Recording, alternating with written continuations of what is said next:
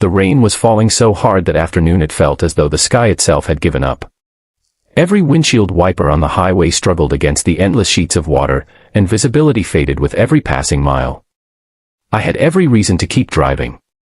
My shift had run late, my phone battery was nearly dead, and I was already exhausted from working 12 straight hours at a construction site. Then I saw a luxury SUV buried deep in the mud on an old country road. Standing beside it was a soaked young woman in a torn blue dress, barefoot, shivering, and looking more frightened than anyone I had ever seen. I almost kept going. I almost convinced myself someone else would stop. But something in her desperate eyes made me hit the brakes. That single decision changed everything I believed about kindness, fate, and second chances. Before we continue, if you believe one act of kindness can change someone's life forever, please take a moment to like this video, comment where you're watching from, share this story with someone who believes in compassion. Your support helps us share more true-to-heart stories that remind the world kindness still exists. My name is Rowan Mercer, and until that afternoon, I believed life rewarded only those who fought alone. After losing my wife 3 years earlier to an unexpected illness, I had become quiet and distant. I buried myself in work because it was easier than facing an empty home every evening. Friends slowly stopped calling, family respected my silence, and I convinced myself that helping others would never fill the hole inside me. Yet something about that lonely road made me forget all the excuses I usually told myself. As I stepped out into the rain, the cold water soaked through my jacket within seconds. The SUV's tires had sunk so deeply into the mud that they looked almost swallowed by the earth. The woman looked exhausted, her hands trembling from cold and frustration. She explained that her navigation system had taken her down the wrong road after a bridge closure, and once she tried turning around, the vehicle became hopelessly trapped. Her phone had no signal, and she had been standing there for nearly an hour as dozens of vehicles passed without stopping. I grabbed the heavy tow rope I always carried in my truck for work emergencies. The ground was slippery, and every step felt like walking through wet cement. It took nearly 40 minutes of digging mud away from the tires, placing old wooden boards underneath for traction, and carefully pulling with my truck before the SUV finally lurched free with a loud splash of mud. Both of us were soaked from head to toe, covered in dirt, and completely exhausted. Yet for the first time in years, I found myself smiling without forcing it. She thanked me over and over, but I simply shrugged.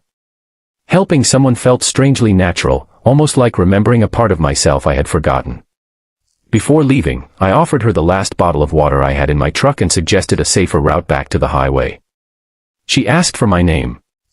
I told her it probably wasn't important. She smiled gently and said that someday it might be. Life returned to normal, or at least I thought it had. Weeks passed, and I forgot about the woman on the muddy road. Construction projects came and went. Bills continued arriving. My loneliness remained. Then everything changed on a quiet Monday morning. The company I had worked for nearly 15 years announced sudden layoffs after losing several contracts. Hundreds of employees gathered outside the office carrying boxes filled with personal belongings. My name was on the list. Just like that, my paycheck disappeared. At 43 years old, finding stable work wasn't easy. Every interview ended the same way. Someone younger, someone cheaper, someone with more recent certifications got the job instead. 3 difficult months followed. My savings disappeared faster than I imagined possible. I sold tools I had spent years collecting. I skipped meals to save money. Some nights I wondered whether anyone would even notice if I simply disappeared from the world. Pride kept me from asking for help, but hope grew smaller every day. One afternoon, I received an unexpected phone call from a number I didn't recognize. A calm voice asked whether I was Rowan Mercer and invited me to interview for a facilities management position at a growing nonprofit organization. Confused, I asked how they had found me. The woman simply replied that someone highly respected had recommended me personally. The nonprofit's headquarters surprised me. It wasn't luxurious or filled with expensive decorations. Instead, it was warm, welcoming, and busy helping struggling families rebuild their lives after disasters and financial hardship. During the interview, I noticed a familiar photograph hanging on the office wall. Standing beside the organization's founder was the same woman I had helped during the storm.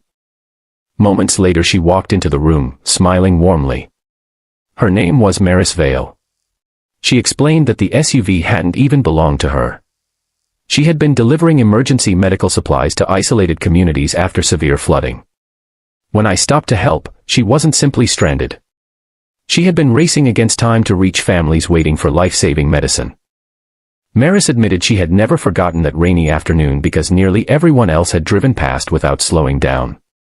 She later learned about my layoff through a mutual acquaintance in town.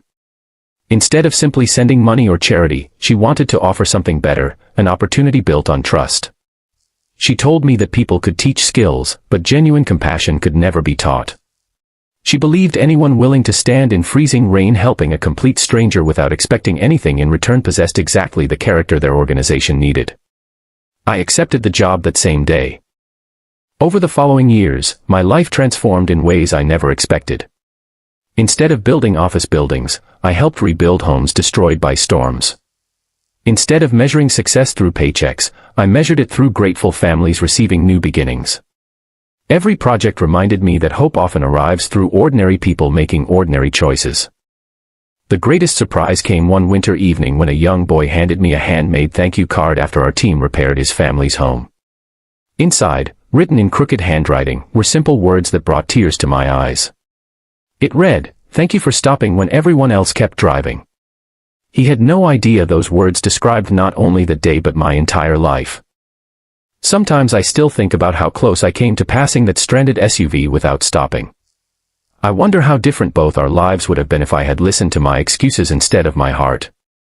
That rainy afternoon didn't make me wealthy overnight. It didn't erase every hardship. But it reminded me that kindness creates invisible bridges between strangers, and those bridges often carry us through the hardest seasons of our own lives.